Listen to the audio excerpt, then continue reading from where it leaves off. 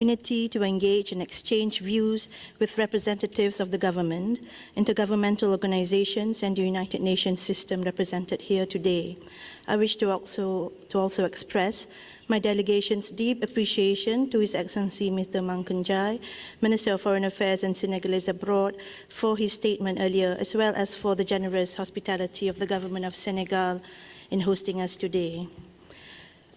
Malaysia's presence here today is a reaffirmation of our principled support for a solution to the question of Palestine that recognizes the legitimate rights of the Palestinian people for an independent state of Palestine, with East Jerusalem as its capital.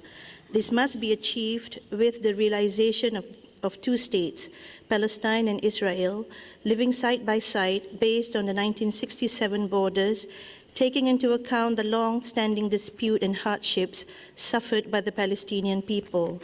Mr. Chairman, Malaysia is gravely concerned by the ongoing attempts by Israel to Judaize Jerusalem by altering the demographic composition, character, and legal status of occupied East Jerusalem.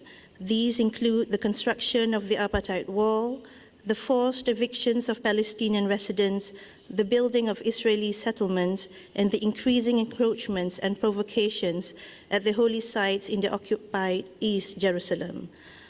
All these illegal policies are meant to undermine and fragment the contiguity and territorial integrity of the state of Palestine, including East Jerusalem. They also physically threaten the viability and prospects for the physical realization of the two-state solution on the basis of the pre-1967 borders. Israel's attempt to obtain international recognition of Jerusalem as the undivided capital of Israel must be rejected, as it is contrary to the international law.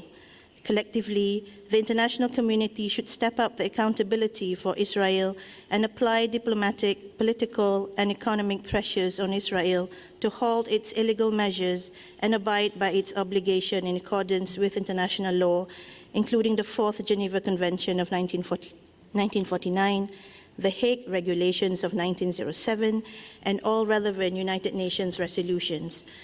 We wish to see the progress being made soon on the Middle East peace talks in order to salvage the two-state solution and to achieve a final, just, and comprehensive settlement to the Palestine-Israeli conflict. However, we emphasize that the question of Jerusalem must not be treated as separate from the peace process. Mr. Chairman, on efforts specific to the Committee on the Exercise of the Inalienable Rights of the Palestinian People, Malaysia wishes to commend Senegal's leadership for taking the initiative to further advance the work of the Committee in this region, which we see as a sign of their dedication, commitment, and stellar leadership. My delegation is particularly pleased on the commitment made by member states present here today, who have long been expressing solidarity with their Palestinian brothers and sisters, and this meeting will provide an excellent platform to strengthen this solidarity.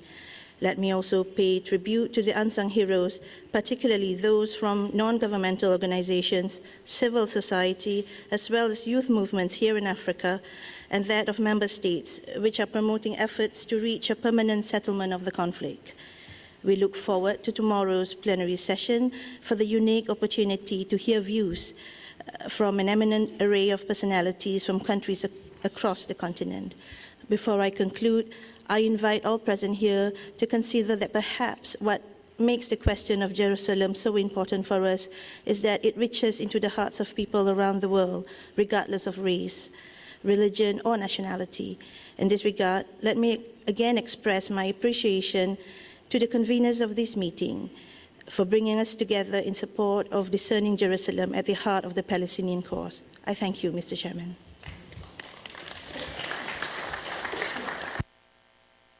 I thank the Ambassador of Malaysia. The last speaker on my list is Her Excellency Ms. Aisha Laraba Abdullahi, Commissioner for Political Affairs, African Union. Ms. Abdullahi, you have the floor.